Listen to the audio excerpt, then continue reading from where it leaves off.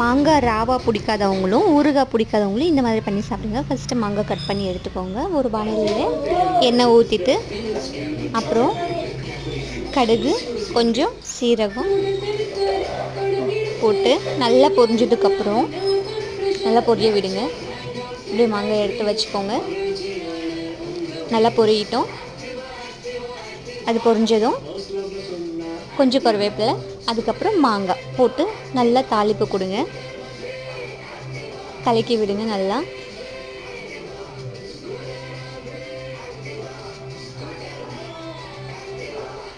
அப்புறம் தேவையான அளவு உப்பு போட்டு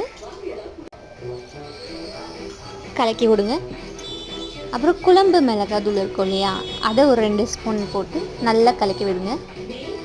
செம்மையான டேஸ்ட்டில் இருக்கும். ஊறுகாய் மாதிரியும் இருக்காது, மாங்காய் மாதிரியும் இருக்காது. இது ஒரு மாதிரி டிஃப்ரெண்ட் டேஸ்ட்டில் இருக்கும். செஞ்சு பாருங்கள், உங்களுக்கு கண்டிப்பாக பிடிக்கும். நல்லா வேகட்டும். அப்புறம் கொஞ்சம் வெல்லம் எடுத்து போட்டு விட்டு நல்லா கலக்கி விடுங்க. அதிலே கரைஞ்சி போயிடும். நல்லா கரையட்டும்.